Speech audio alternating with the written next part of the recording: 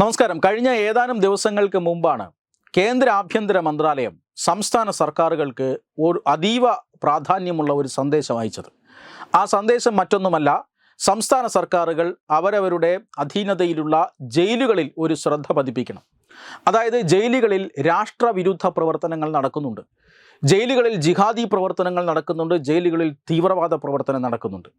ജയിലുകളിൽ രാജ്യത്ത് പല ഭാഗത്തും ബോംബ് സ്ഫോടനങ്ങളടക്കമുള്ള ഭീകരവാദ പ്രവർത്തനങ്ങൾ ആസൂത്രണം ചെയ്യപ്പെടുന്നുണ്ട്. അവിടെ ഭീകരവാദ റിക്രൂട്ട്മെൻറ്റ് നടക്കുന്നുണ്ട്. കുറ്റവാളികളുടെ വിളനിലമായി മാറിയിരിക്കുന്നു. പുറത്തെ ക്രിമിനലുകളും അകത്തെ ക്രിമിനലുകളും തമ്മിൽ വലിയ രീതിയിലുള്ള ആശയവിനിമയമുണ്ട്. ഇത് നമ്മുടെ സമൂഹത്തിന് ദോഷകരമാണ്, നമ്മുടെ രാജ്യത്തിൻ്റെ സുരക്ഷയെ ബാധിക്കുന്ന കാര്യമാണ്. അതുകൊണ്ട് സംസ്ഥാന സർക്കാരുകൾ ജയിലുകളിൽ പ്രത്യേക ശ്രദ്ധ പതിപ്പിക്കണം എന്നൊരു മുന്നറിയിപ്പാണ് കേന്ദ്ര ആഭ്യന്തര മന്ത്രാലയം നൽകുന്നത്. കേരളത്തിലെ ജയിലുകൾ ഇക്കാര്യങ്ങൾക്കൊക്കെ കുപ്രസിദ്ധമാണ് എന്ന് നമുക്കറിയാം. കണ്ണൂർ ജയിലിൽ എല്ലാ പ്രധാനപ്പെട്ട പ്രതികൾക്കും മൊബൈൽ ഫോൺ അടക്കമുള്ള അത്യാധുനിക സൗകര്യങ്ങൾ ലഭിക്കുന്നു.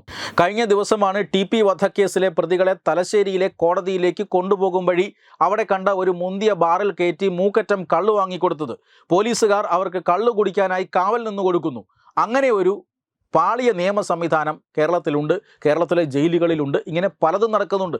ഗോവിന്ദച്ചാമി ജയിൽ ചാടിയതാണോ തുറന്നു വിട്ടതാണോ എന്ന ചർച്ചകൾ ഇപ്പോഴും നടക്കുന്നുണ്ട്.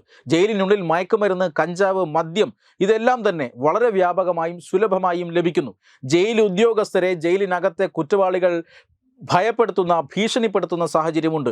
പുറത്ത് നാട്ടിൽ മാനം മര്യാദയ്ക്ക് ജീവിക്കുന്ന ആളുകളെ ജയിലിൽ കിടക്കുന്ന കുറ്റവാളികൾ ഫോണിലൂടെ ഭീഷണിപ്പെടുത്തുന്ന സംഭവങ്ങൾ റിപ്പോർട്ട് ചെയ്തിട്ടുണ്ട്.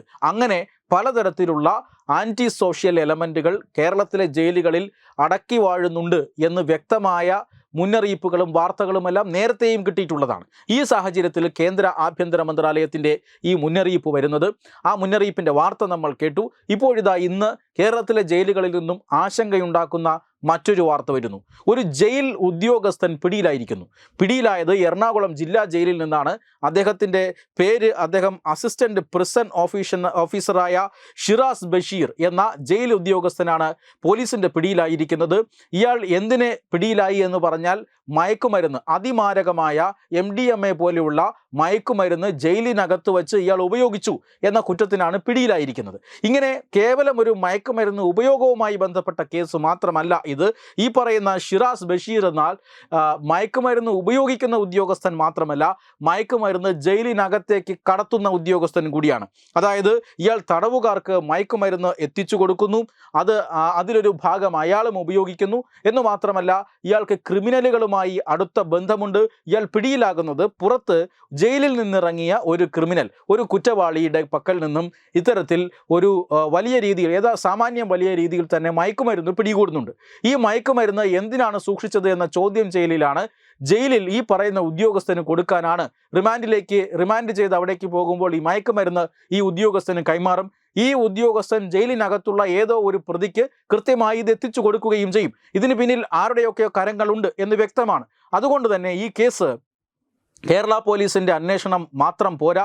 എന്തായാലും കേരള പോലീസിൻ്റെ രഹസ്യാന്വേഷണ വിഭാഗമാണ് ഈ ട്രാൻസാക്ഷനുകൾ കണ്ടെത്തിയത്, ഈ പറയുന്ന ഷിറാസ് ബഷീറിൻ്റെ ഇടപാടുകൾ കണ്ടെത്തുന്നത്.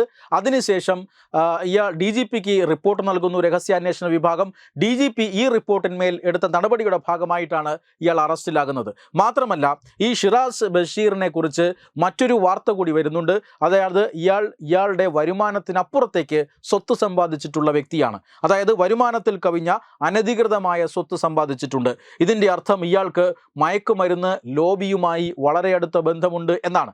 ഇയാൾക്ക് ജയിലിലെ ക്രിമിനലുകളിലേക്ക് മയക്കുമരുന്ന് എത്തിച്ചു കൊടുക്കുന്നതിന് ആരോ വലിയ രീതിയിൽ പണം നൽകുന്നുണ്ട് എന്നാണ്. എന്തിനു വേണ്ടിയിട്ടാണ് പുറത്തു നിന്നുള്ള ആളുകൾ കേരളത്തിലെ ജയിലുകളിലേക്ക് കുറ്റവാളികൾക്ക് മയക്കുമരുന്ന് എത്തിച്ചു കൊടുക്കുന്നത്?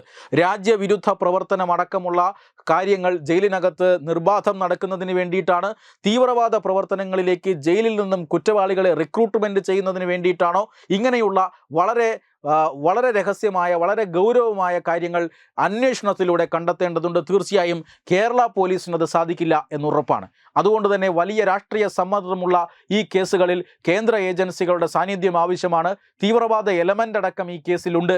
അതുകൊണ്ട് തന്നെ NIA അടക്കമുള്ള കേന്ദ്ര അന്വേഷണ ഏജൻസികൾ എറണാകുളത്തെ ഈ സംഭവത്തിന്മേൽ കൂടുതൽ അന്വേഷണം നടത്താൻ ഉടൻ എത്തും എന്നാണ് ലഭിക്കുന്ന സൂചന. അതായത് ഈ പറയുന്ന ഷിറാസ് ബഷീർ എന്ന ജയിൽ ഉദ്യോഗസ്ഥൻ, ആ ജയിൽ ഉദ്യോഗസ്ഥന് ജയിലിനകത്തെ കുറ്റവാളികളുമായും ജയിലിന് പുറത്തെ കുറ്റവാളികളുമായും ബന്ധമുണ്ട്. ഇയാൾക്ക് ഈ മയക്കുമരുന്ന് ജയിലിനകത്തേക്ക് കടത്താൻ കൊടുത്തുവിടുന്നത് ആര്? ഇയാൾക്ക് ഈ മയക്കുമരുന്ന് എവിടെ നിന്നാണ് ലഭിക്കുന്നത്?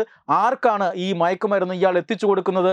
എന്തിനു വേണ്ടിയിട്ടാണ്? ഇവിടെ നർക്കോട്ടിക് ജിഹാദിസത്തിലൂടെ തീവ്രവാദികളെ അല്ലെങ്കിൽ തീവ്രവാദി റിക്രൂട്ട്മെന്റ് ആണോ ഇയാളുടെ ഉദ്ദേശം എന്ന ചോദ്യം ബലപ്പെട്ടു വരികയാണ്. അതുകൊണ്ട് തന്നെ ശക്തമായ ഒരു കേന്ദ്ര അന്വേഷണം ഇക്കാര്യത്തിൽ ആവശ്യമുണ്ട് എന്ന കാര്യത്തിൽ തർക്കമില്ല. ഈ ഷിറാസ് ബഷീറിനെ ഒരുപക്ഷെ അന്വേഷണ വിധേയമായി സസ്പെൻഡ് ചെയ്തേക്കാം. മയക്കുമരുന്ന് ഉപയോഗിച്ചതിന് കേവല ശിക്ഷകളൊക്കെ അദ്ദേഹത്തിന് ലഭിച്ചേക്കാം. പക്ഷെ അതുമാത്രം പോരാ. ഇയാൾ രാജ്യവിരുദ്ധ ശൃംഖലയുടെ കണ്ണിയാണോ എന്ന് സംശയിക്കേണ്ടിയിരിക്കുന്നു. ജയിലുകളിൽ തീവ്രവാദ പ്രവർത്തനം പ്രോത്സാഹിപ്പിക്കാനായി ഇയാളുടെ സഹായം തീവ്രവാദ ഏജൻസികൾ തേടിയിട്ടുണ്ടോ എന്ന് അന്വേഷിക്കേണ്ടിയിരിക്കുന്നു. അതുകൊണ്ട് തന്നെ കേന്ദ്ര ഏജൻസികൾ ഈ സംഭവത്തിന്മേൽ ഉടൻ തന്നെ അന്വേഷണവുമായി എത്തും എന്നാണ് ലഭിക്കുന്ന സൂചന.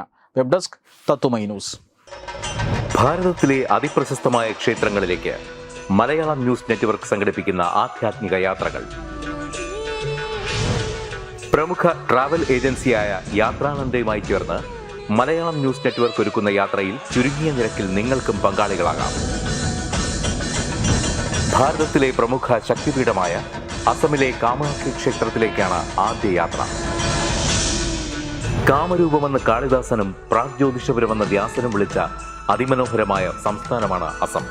സമമായി മറ്റൊന്നില്ല എന്നാണ് അസമിന്റെ അർത്ഥം.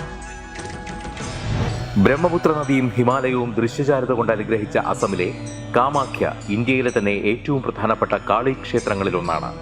കാമാഖ്യ ക്ഷേത്ര സന്ദർശനത്തിനു ശേഷം കിഴക്കിന്റെ സ്വിറ്റ്സർലാൻഡ് എന്നറിയപ്പെടുന്ന മേഘാലയയിലെ ഷില്ലോങ് നഗരവും ചിറാപുഞ്ചിയും അതിമനോഹരമായ മഴക്കാടുകളും ഹിമാലയൻ കാറ്റ് ചൂളം വിളിക്കുന്ന താഴ്വരകളും മേഘങ്ങളെ ഉമ്മവയ്ക്കുന്ന ചെറുകുന്നുകളും കണ്ണാടി പോലെ ജലമൊഴുകുന്ന ഉമയാങ് നദിയും സന്ദർശിക്കുന്നു.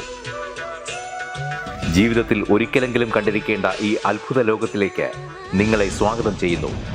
വിമാന ടിക്കറ്റും ചിലവുകളും ഉൾപ്പെടെ 65,000 രൂപ ചിലവ് വരുന്ന ഈ പാക്കേജ് 59,000 രൂപയ്ക്ക് മലയാളം ന്യൂസ് നെറ്റ്വർക്ക് നിങ്ങൾക്ക് ലഭ്യമാക്കുന്നു.